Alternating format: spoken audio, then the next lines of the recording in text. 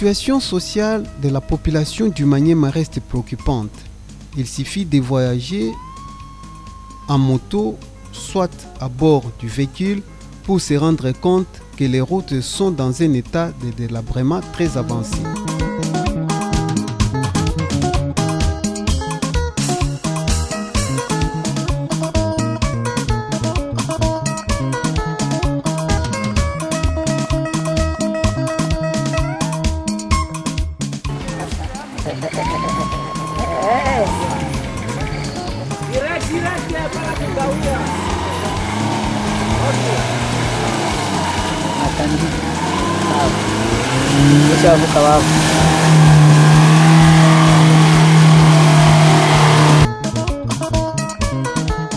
Les paysans éprouvent beaucoup de difficultés pour évacuer leurs produits agricoles vers les centres-villes de la province. C'est le cas des tronçons Kalima, Pangi Centre, Mobanga, Kunda, Kalulu, Rudika, Kindu et d'autres. De véhicules passent dans les rivières afin d'atteindre d'autres localités.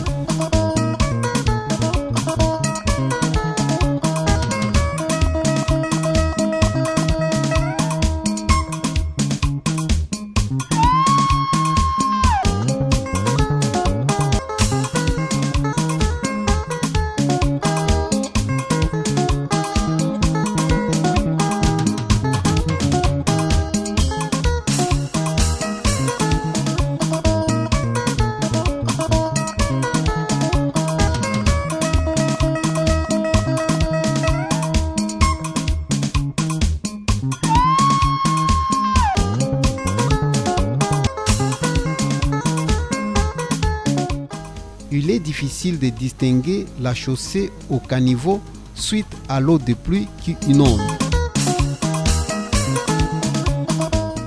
Mais cet état déplorable des routes fait que beaucoup de récoltes traînent dans le village, pendant que dans les centres-villes, les prix des denrées alimentaires est à la hausse.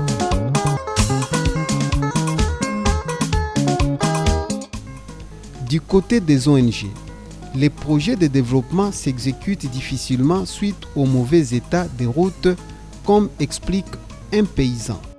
Nous demandons aux autorités et aux organismes de développement de nous venir en aide pour que ces routes soient réhabilitées, afin de permettre l'évacuation de nos produits, des champs et échanges commerciaux entre les communautés.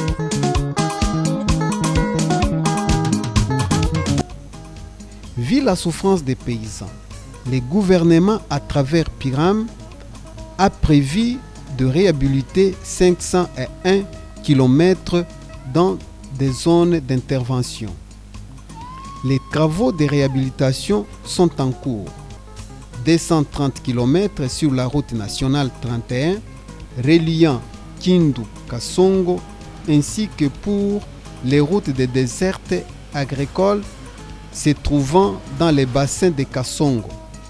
Seulement 84 km sont déjà entretenus sur les tronçons Kunda, Mobanga et Kiamunyonge. À Pangi, 85 km entre Lubile et Pangi dans sa première phase.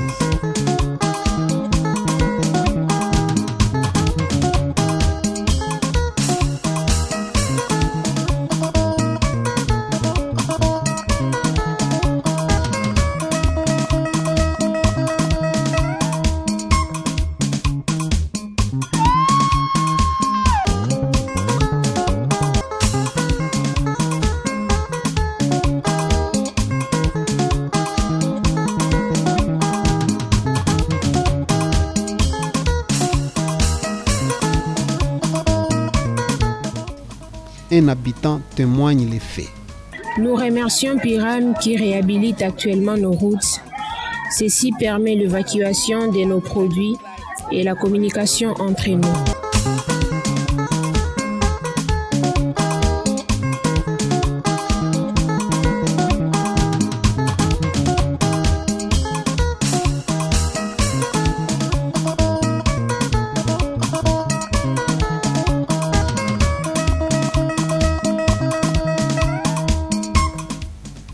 Dans certains milieux du Maniema, quelques habitants pratiquant la pisciculture éprouvent d'énormes difficultés, notamment celles liées au manque de formation nécessaire, l'insuffisance des alevins, comme certains habitants insistent. Moi, c'est Manunga Kangela Sébastien, président de l'association Aplapa. Nous faisons l'élevage des poissons, nous avons commencé sans formation comme tu le vois. C'est après beaucoup d'exercices, mais ça ne tient pas encore comme nous le souhaitons. Ces étangs réalisent 3 mois depuis que nous avons mis des alevins. Nous voyons que ça ne suffit pas. Cet étang piscicole mesure 80 mètres sur 60. C'est pour l'auto-prise en charge, lutte contre le chômage et ça nous sert pour l'alimentation et nous aide à lutter contre la pauvreté. Les difficultés sont nombreuses, mais le manque d'alevins, la formation, l'encadrement technique et tant d'autres.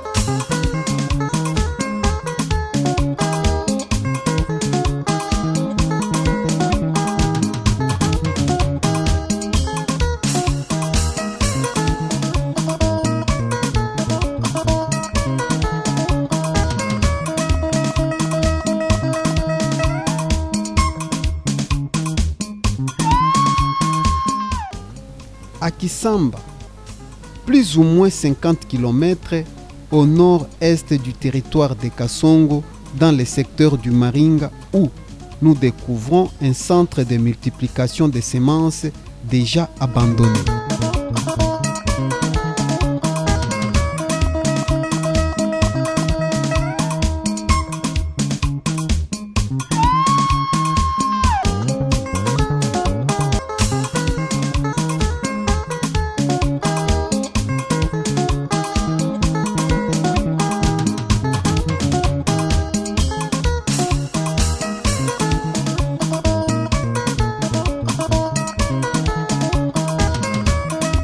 Ce centre est situé à 5 km du chef-lieu du secteur du Maringa, Kipaka n'est plus opérationnel depuis 1960 après le départ des Belges.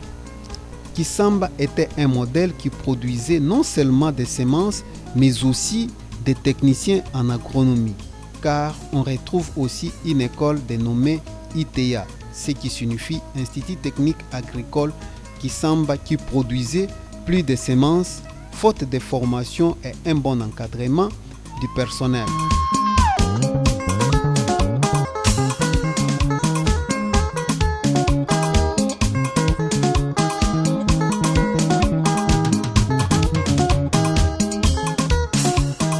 Les 36 étangs piscicoles qui produisaient des poissons pour nourrir les travailleurs du centre et autres paysans sont dépourvus d'eau parce que les barrages d'approvisionnement en eau étaient détruits. Un habitant explique.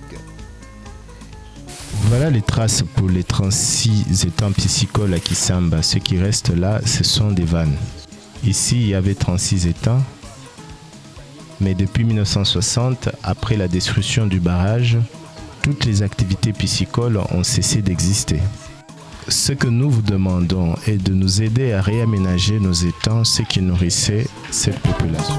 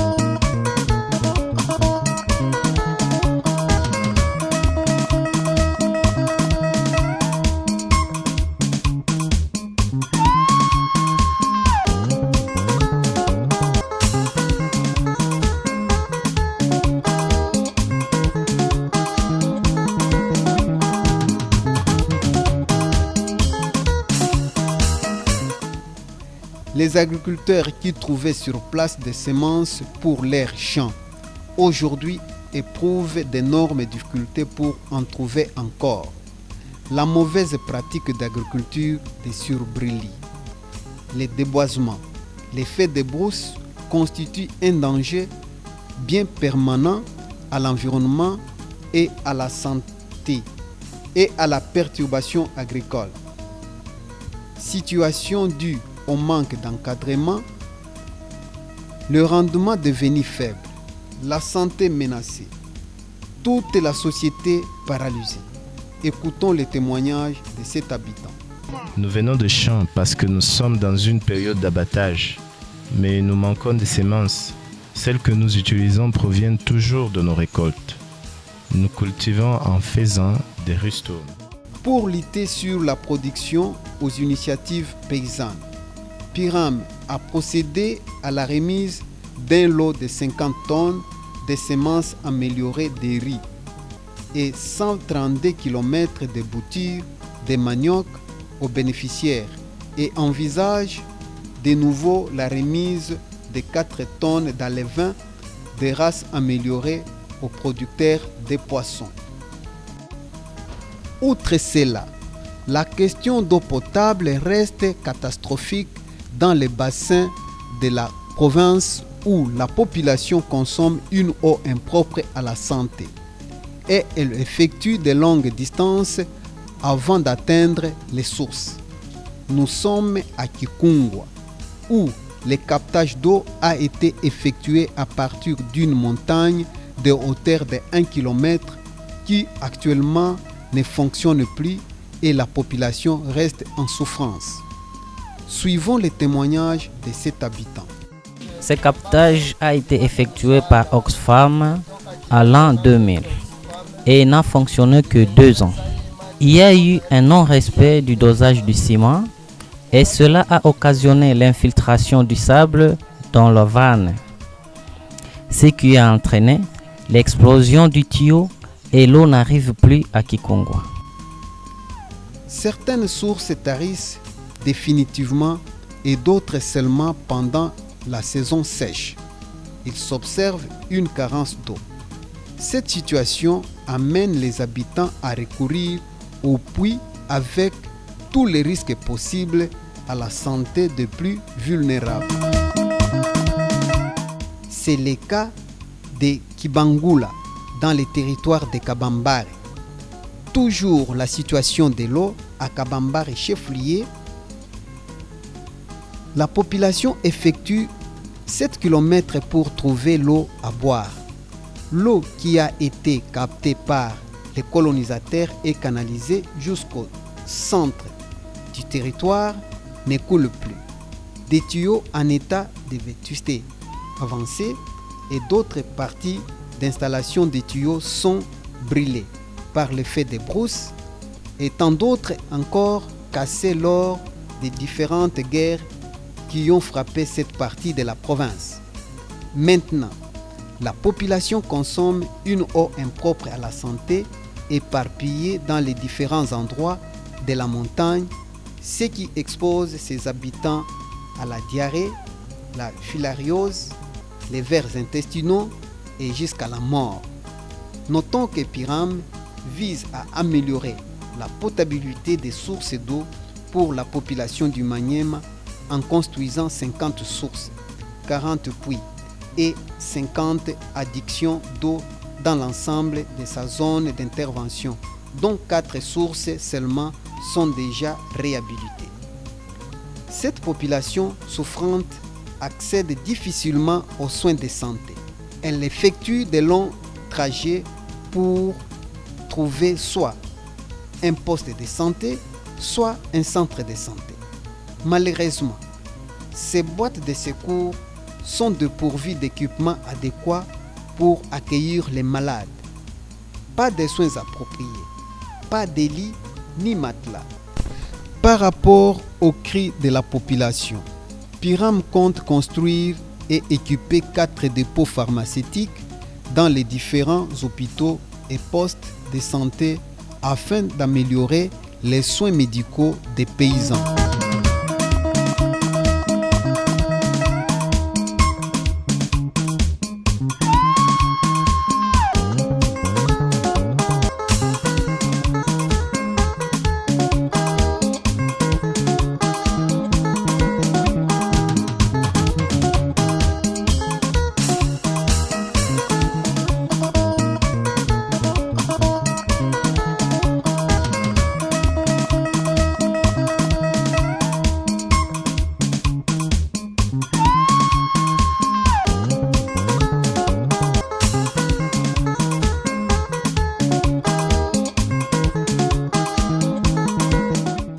on retrouve en association des couturiers, de personnes vivant avec le VIH-Sida abandonnés à leur triste sort, comme explique un des membres de l'association. Nous sommes des personnes vivant avec VIH. Nous demandons aux autorités de nous assister avec des médicaments, car nous sommes des volontaires pour la protection de la population.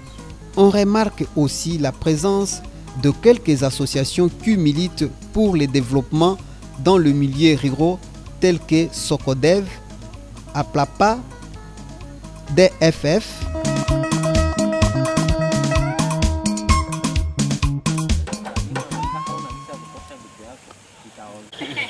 les Katangais.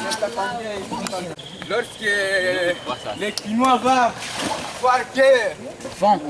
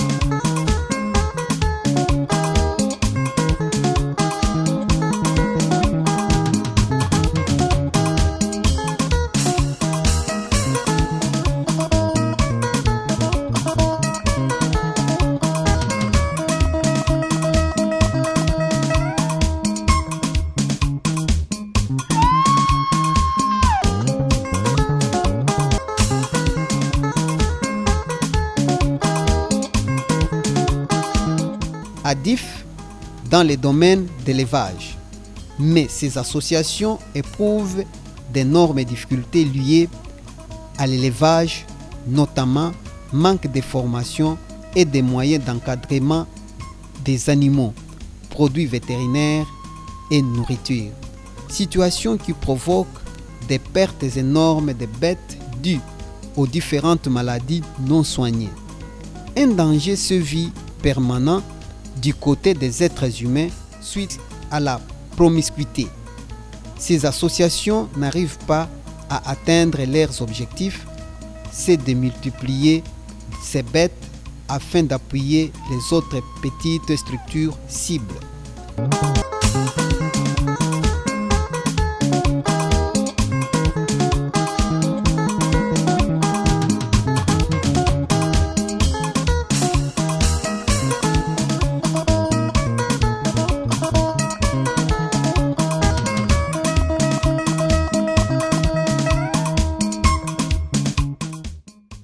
Ainsi, pour la visibilité des activités des PIRAM, certaines radios communautaires sont en collaboration pour la sensibilisation de la population dans l'accomplissement de ces actions envisagées.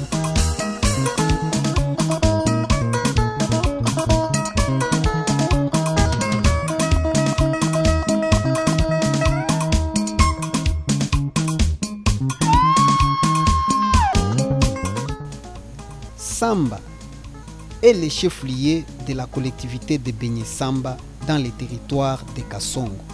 Dans cette cité ambiante, on retrouve une gare de la Société nationale des chemins de fer du Congo, en sigle SNCC. Chose étonnante est que, depuis l'époque coloniale, ni les colonisateurs belges, ni les différents gouvernements du pays n'avaient pas songé à la construction d'un hangar pour le stockage des marchandises. Cette absence de l'hangar et de la salle d'attente dans ce milieu fait que les commerçants stockent leurs produits dans les différentes maisons d'habitation sans aucune mesure de sécurité. Situation qui entraîne la pourriture des produits agricoles et autres. Car ces maisons soignent pas mal, cette difficulté amène la population commerçante à solliciter un secours aux différentes organisations pour leur construire les hangars et les dépôts afin d'abriter leurs marchandises. Kipaka est le chef-lieu du secteur de Maringa. Il est situé à 45 km de Kasongo Centre, précisément au nord du territoire de Kasongo. Kipaka est un carrefour qui communique à l'est avec Kisamba, Kisanji à l'ouest, Kasongo Centre au sud, Kunda et Kindu au nord. Sur le plan commercial, le marchand et les marchandes sont butés à des difficultés lors de l'écoulement de leurs produits agricoles et autres produits manufacturés. Toutes ces activités se déroulent à ciel ouvert, sous soleil accablant et par terre, faute d'hangar. Lorsqu'il plaît, toutes les activités sont paralysées. Le marché Carrefour de Kipaka accueille des milliers de personnes en provenance de différents endroits précités qui sont obligés d'écouler leurs marchandises les mêmes jours. Les paysans ne savent plus fixer les prix de leurs produits car ils ne viennent que 2 fois par semaine. Outre cela, les voyageurs aussi de leur côté éprouvent d'énormes difficultés pour répondre à leurs besoins faute de régularité de marché et absence de dépôt de stockage. Cette situation ne permet pas des commerçants d'apporter beaucoup de marchandises par manque de dépôt. Par contre, à Kalima, dans les territoires de Pang, à plus ou moins 101 km de Kindu, chef-lieu de la province du Maniema, les fonds sociaux de la République avaient construit un marché. Les gens se posent la question sur l'appellation de Kalima Muwa. Les explications divergent. Kalima Muwa signifie en un mot la faim. Cela montre que le prix des denrées alimentaires est à la hausse. Pour en savoir plus, la majorité de la population préfère travailler dans les carrières minières que faire l'agriculture. Du côté des agriculteurs minoritaires, il s'observe aussi le manque de semences améliorées et des outils aratoires, notamment haches, machettes ou râteaux, etc.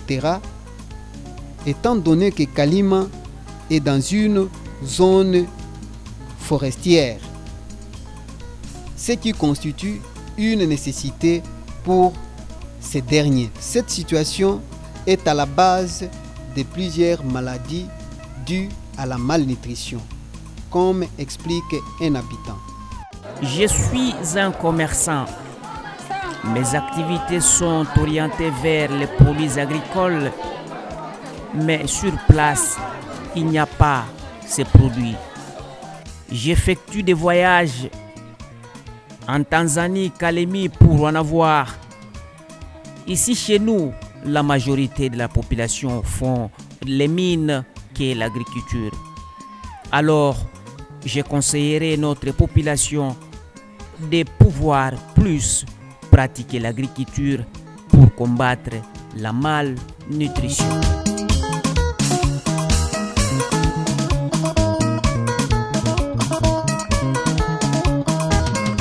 Malgré la construction d'un marché à Kalima par les fonds sociaux de la République, celui-ci est dépourvu d'un abattoir. Tous les animaux sont abattus au sol avec toutes les conséquences possibles sur la vie humaine. Un habitant explique. Cet endroit est prévu pour mettre l'abattoir parce que notre abattoir est en plein village et à côté des beaches.